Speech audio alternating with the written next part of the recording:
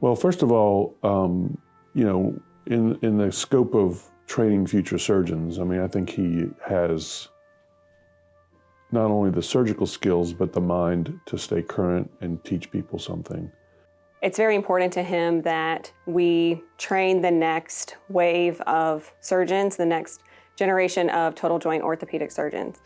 So Dr. Morrison actually brought this idea to me and said, I want to start a total joint program for fellows and bring fellows to Pensacola, and let's do this. No big deal, right? He said to me once when I was a medical student that doctor is Latin for teacher. And I never forgot that. And then it's your job to make patients understand the problems.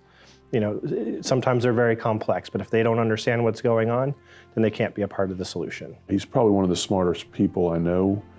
He applies things that he learned in college and chemistry and which was his major, to his everyday life. He just has a reputation of being the best and wanted to train the best behind him. And I think that speaks for why he deserved to win. He definitely has now developed a program that will be here and be with our orthopedic department for years to come, already have fellows lined up for the next several years. So he always applies sort of that knowledge to his everyday living.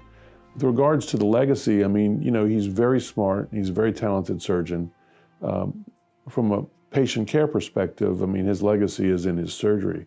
Just his desire to teach. Whether you're a patient, you're a nurse, you're a medical assistant, you're a student, doesn't matter who you are.